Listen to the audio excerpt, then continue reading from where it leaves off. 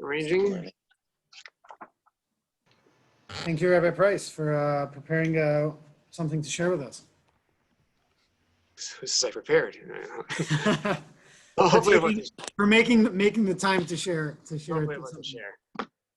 So Shivasa Tammuz, a day which is kind of often referred to as a minor fast.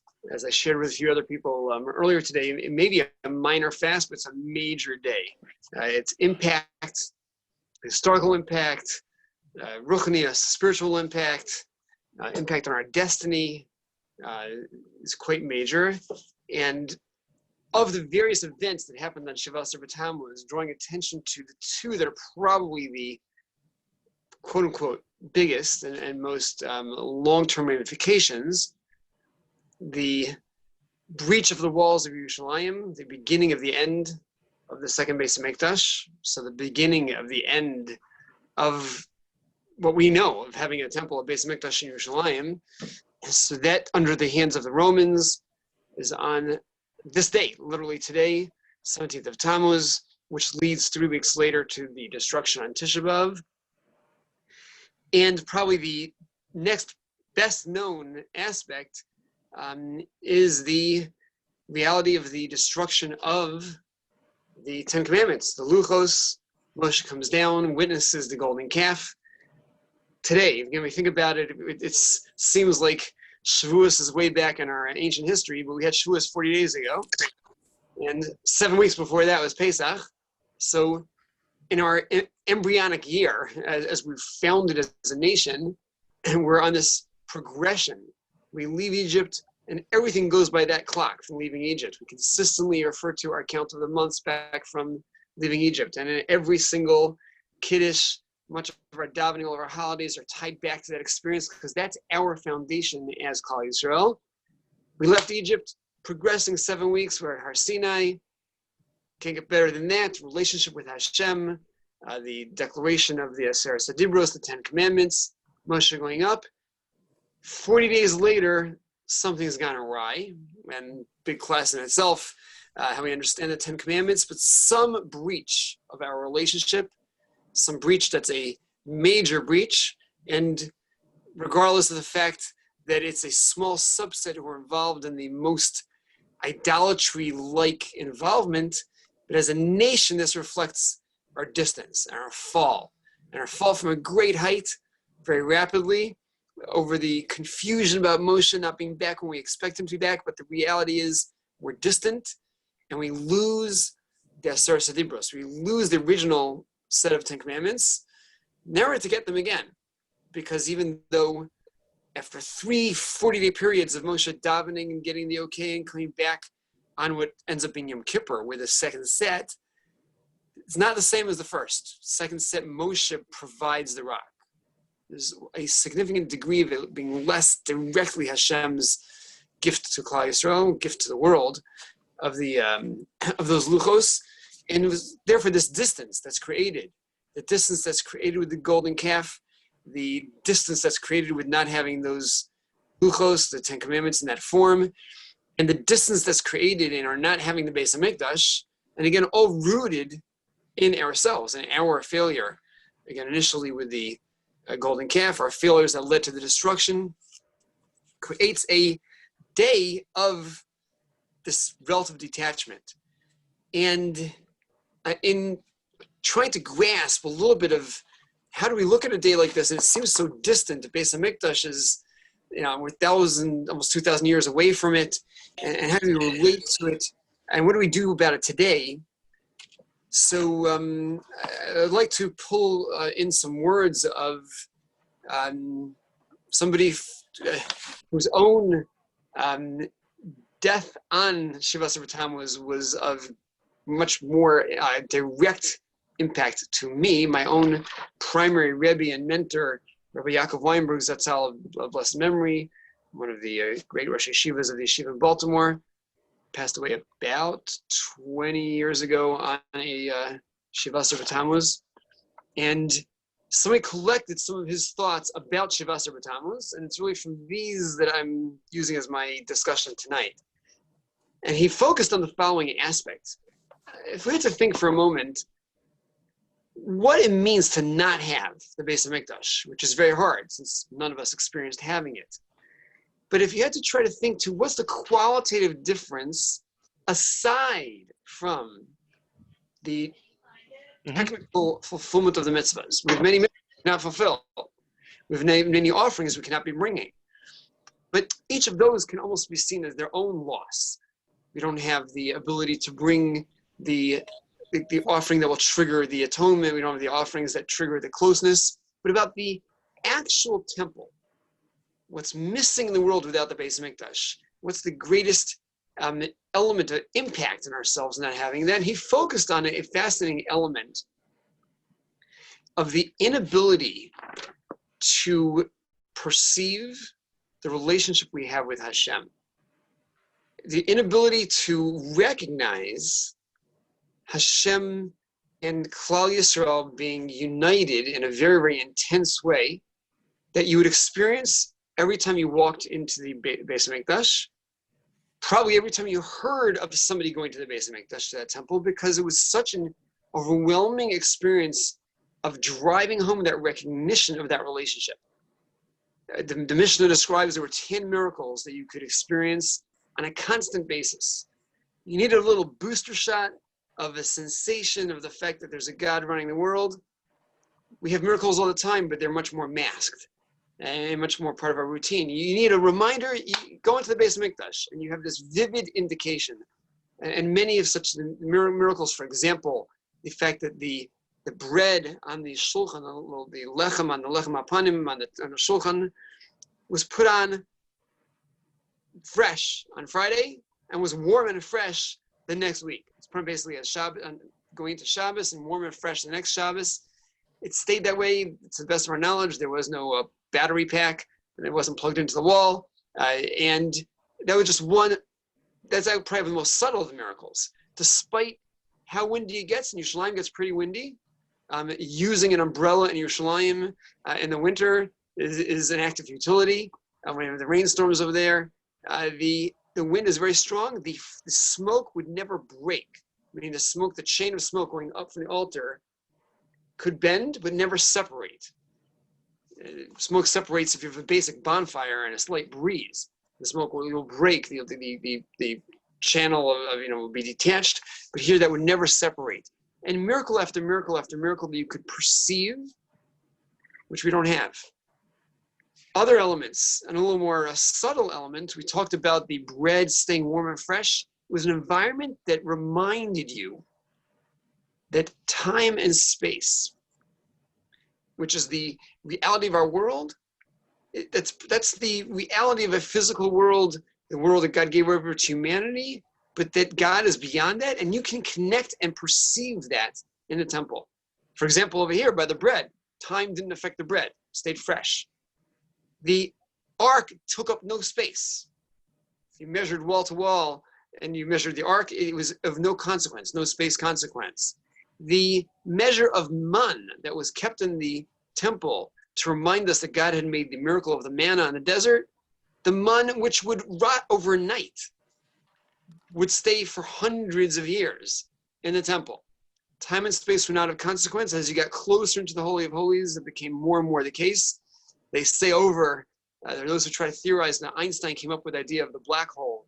He also perceived the concept of a white hole, but it had no manifestation in physics. This is the manifestation. The temple is like that white hole. As you get closer and closer to the Kodesh Kodashim, to God's Shechina, time and space are of less relevance. We don't have that in our world. In the Beis Hamikdash, you had it. And Rav Weinberg Zatzal, in his thoughts on Shiva Asar B'Tammuz shared, is that we don't realize how damaging it is to us that we don't have it. So he said, for example, let's go to a different world. Let's go to our world today. You want to train a child about their relationship with Torah, their relationship with Hashem. So what is the foundational line in the eyes of the Talmud? What is the first declaration that we should be training a child to say? Even before I want or more, right? What is it we should be training him to say? So One could have thought maybe Shema Yisrael, and that's close. The most foundational line, Torah Tziva Lanu Moshe, Morasha Kilas Yaakov. That Torah was commanded through Moshe, and it's a morasha, it's an heritage to all of us as the nation of Jacob. And basically, God gave us the Torah, and it's ours. Our relationship with Torah is meant to be the most foundational statement. Is to be trained is that we have Torah, and it's ours. I'll explain more in a second. You have an aliyah at the Torah. And ultimately, ideally, you say the blessings on the Torah on a daily basis. Aside from a blessing, recognizing that God commanded us in Torah, that we may say as part of the morning prayers, the bracha we say in the morning, or certainly at the aliyah Torah, Asher Bachar Banu Mikol Hamim. As we're about to study Torah, we're about to promote the study of Torah, to project it outwards, we focus on chosenness. And chosenness is not something we often are comfortable talking about. We shy away from talking about chosenness because it sounds very elitist. I learned a new Hebrew word in Israel years back. I was in yeshiva and I was sharing with a distant relative in Israel. It was on a similar vein about the fact that Asher Bacharbanu gave us a Torah, and she said, "You sound gizani," which I discovered means racist. Talking about chosenness is not something that we're comfortable with, but we declare it every time we talk about the Torah, Asher Bachar Banu, and whenever we train a child that he has Torah, his relationship with Torah is we have a special relationship. It's Morasha Kilas Yaakov. It's ours. So what does it mean to promote this idea? It's ours and chosenness, not in a racist, negative way. By the way, the very fact that any race in the world can opt into Judaism indicates it's not a racist issue. And the fact that we don't believe that anybody who does not opt in is eternally doomed and is barred access to relationship with God, it's not what we preach. But we are meant to understand that there is something special in a relationship with Hashem. And again, because of the fact that we opted in, and Abraham and Yitzchak and Yaakov and our ancestors created that foundation, and then others that want to can join that as well. But we have a special relationship that we declare, we're supposed to talk about, we're supposed to appreciate.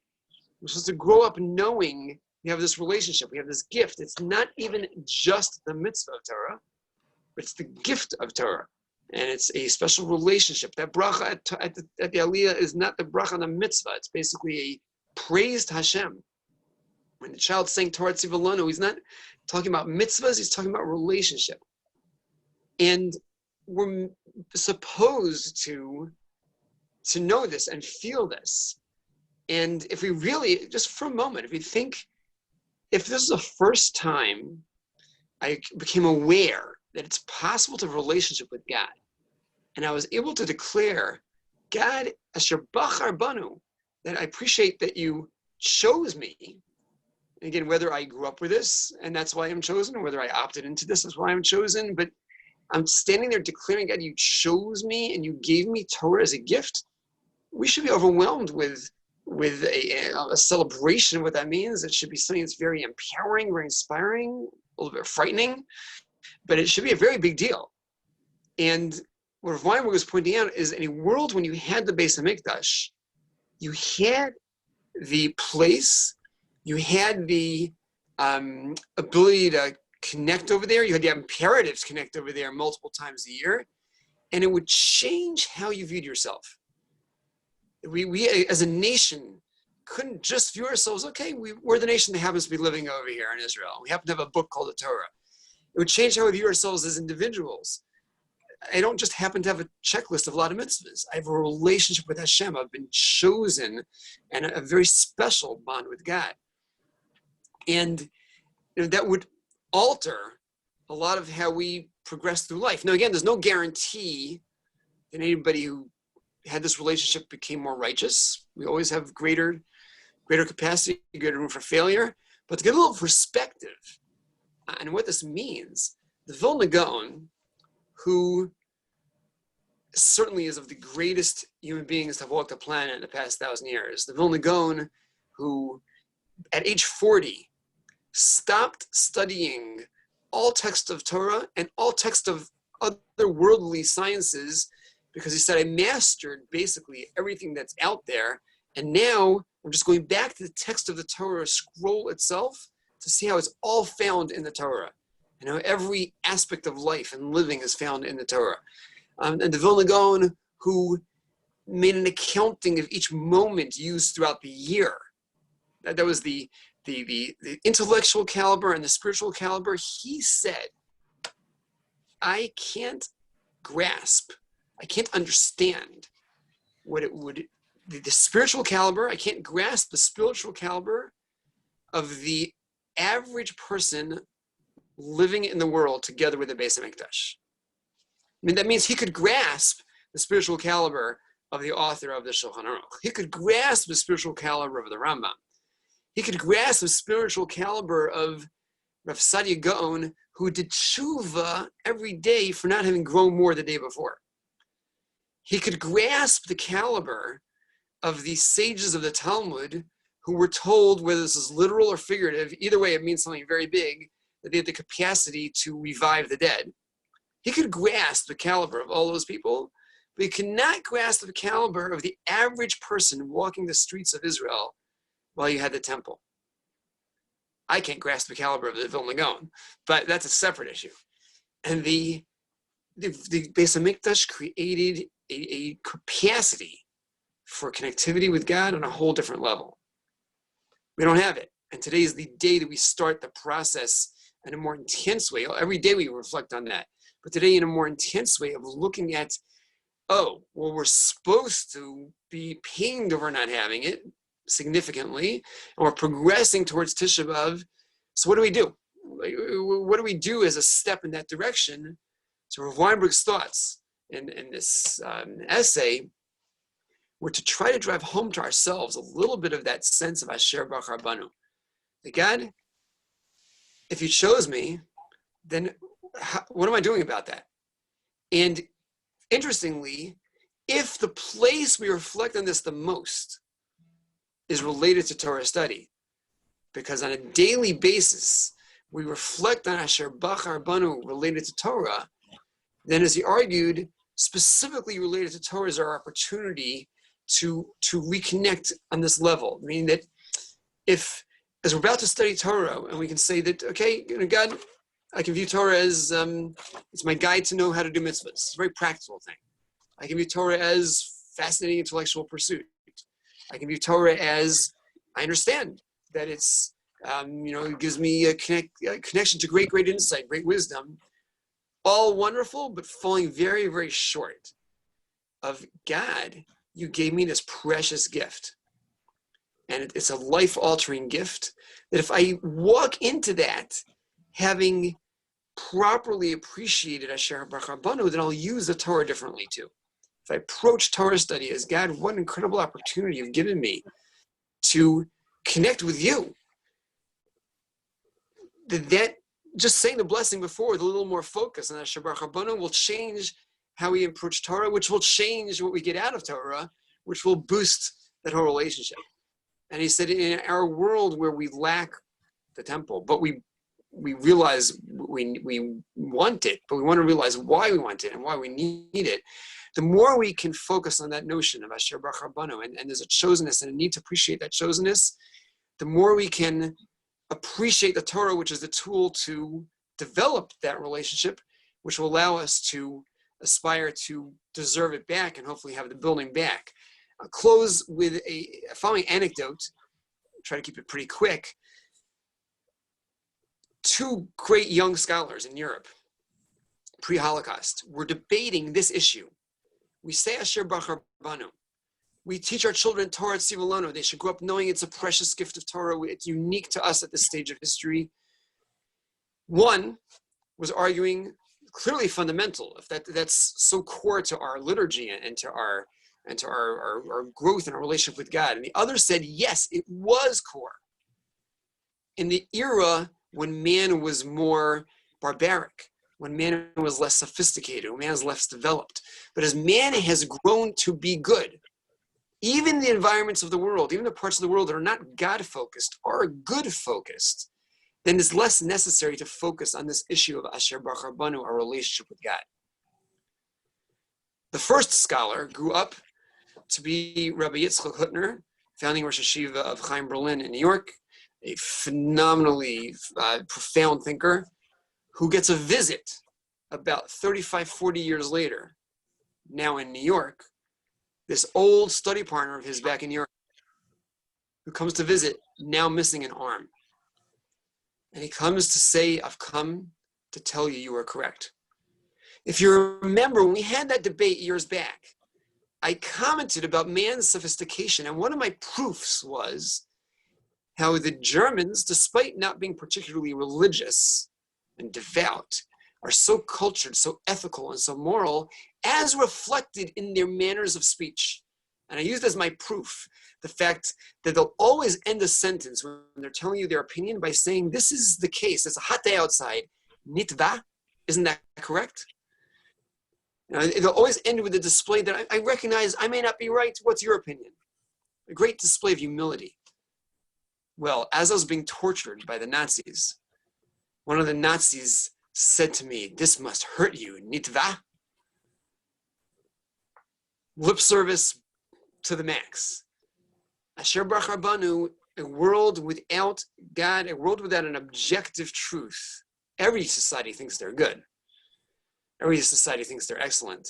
But our Asher Baruch Rabanu is related to the fact that we've been chosen to get that gift of Torah, which is the objective truth, the objective good, which is what allows us to grow to be the good, God-connected people. And hopefully, we can be a little inspired as a merit to Rav Weinberg's memory, which again, today is yard site, to be a little more infused with an appreciation for that, Asher Baruch Rabanu. Hopefully, bear that in mind, grow in our Torah, develop the relationship that will warrant being the generation that is given the gift again of that temple, which will catapult us to greater appreciation of that Asher Baruch Rabanu speedily in our days. Amen.